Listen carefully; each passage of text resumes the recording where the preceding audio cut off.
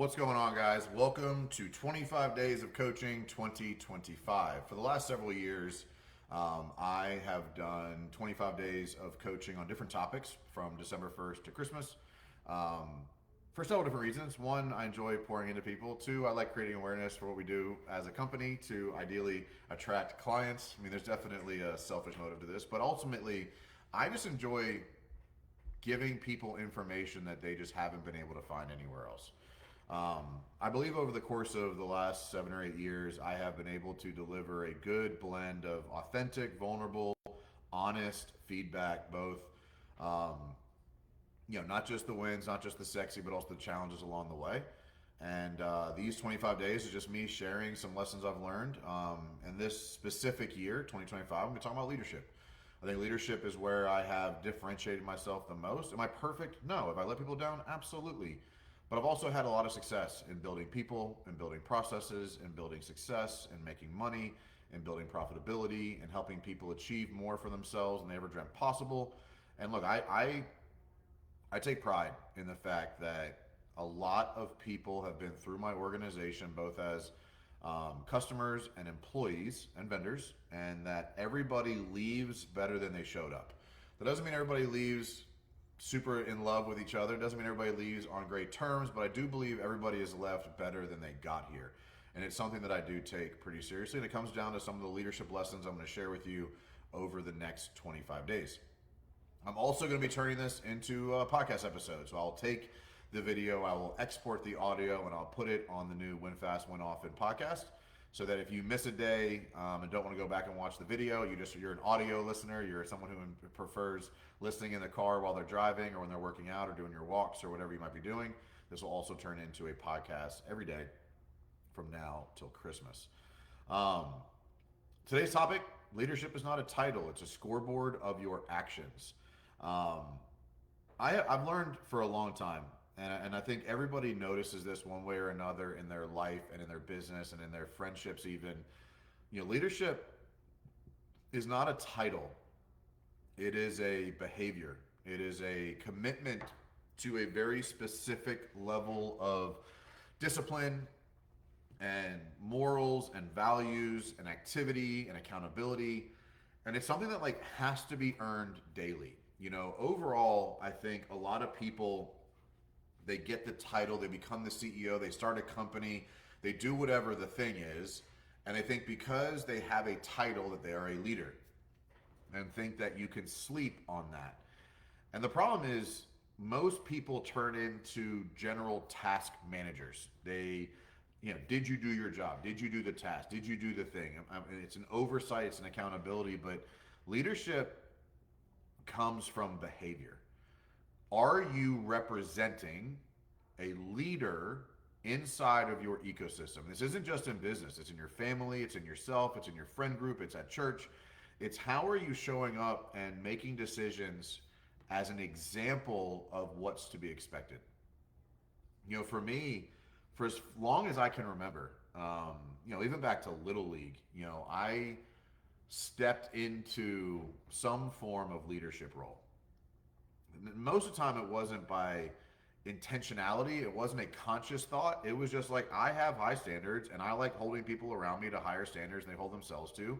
And the people who are disciplined and committed to excellence every single day tend to navigate into leadership primarily due to their willingness to communicate those standards. There's a lot of people out there that I think have high standards, hold themselves to excellence, do a great job, but they do it quietly.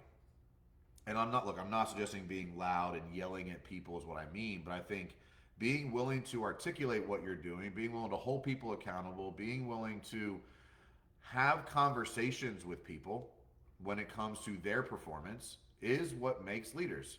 And that's why it's not title driven, it's behavior driven. If you look at that, crew leader, or you look at that salesman, or you look at that office person who comes in every day, works really hard, has high standards, and makes the people around them better by communicating effectively on a consistent basis around standards and expectations and evolution, those are the people that tend to be leaders, with or without titles. For me, one of the first times I was ever earned a leadership position was when I was working at Verizon Wireless back in the day at a retail store. I'm like 21 or 22 years old, and I was given an assistant manager role at a retail store. And I was, I was part of a 3-person leadership team, store manager, 2 assistant managers, leading a team of 35 people 7 days a week. And learned a lot about what not to do as a leader. I learned a lot about how to and how not to communicate effectively. And I mean, I was 21, 22, leading people in their 30s and 40s. And so, like, I learned a lot of lessons about maturity and empathy and communication standards and expectation setting in that process. I failed a lot. I was too immature in that season to, I think, effectively lead people. I was good about motivating and inspiring. I wasn't great at leading. Motivating and inspiring is part of it, but leading people on a daily basis takes a certain level of consistency and monotony and repetitiveness that I just did not have at that point in my life.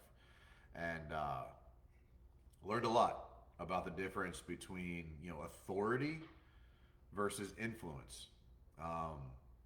When you are given a position of leadership, you are granted authority per the title. That does not mean you are granted influence over the people. You have to earn that. I missed that part. At that point in my life, I missed the part that influence was not granted when authority was granted.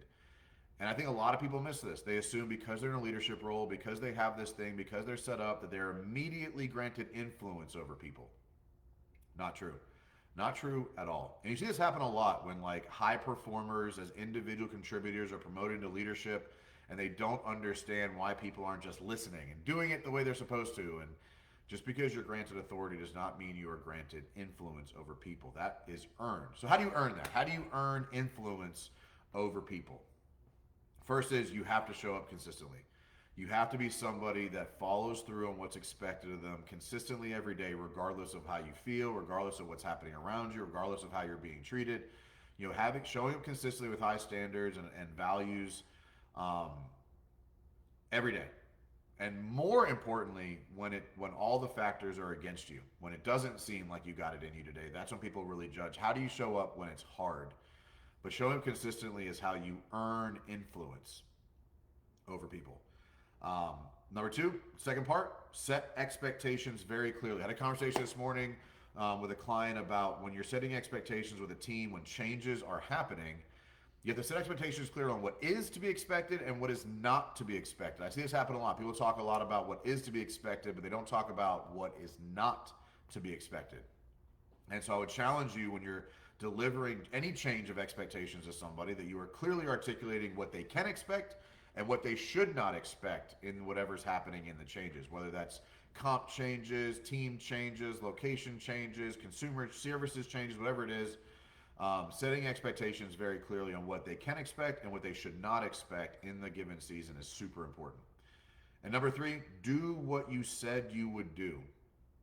I have seen how much influence and authority is robbed when you become somebody who can't be trusted to do what you say you're going to do. And this is, I think, more detrimental to people who have the best of interest. They talk about, hey man, I'm going to get you that truck. Hey man, we're going to get you that raise. Hey man, bonuses are coming. Hey man, promotions right around the corner. And they commit to all of these things to people and they don't follow through because they were aspirations. They weren't real. They weren't a potential. They weren't likely to happen.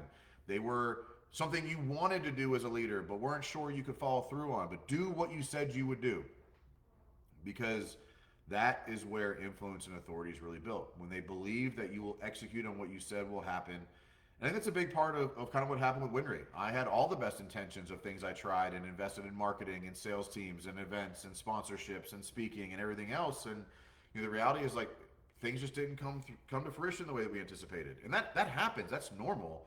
But that's how you start to lose influence and authority over people. They start to lose trust in you because you said something was going to happen.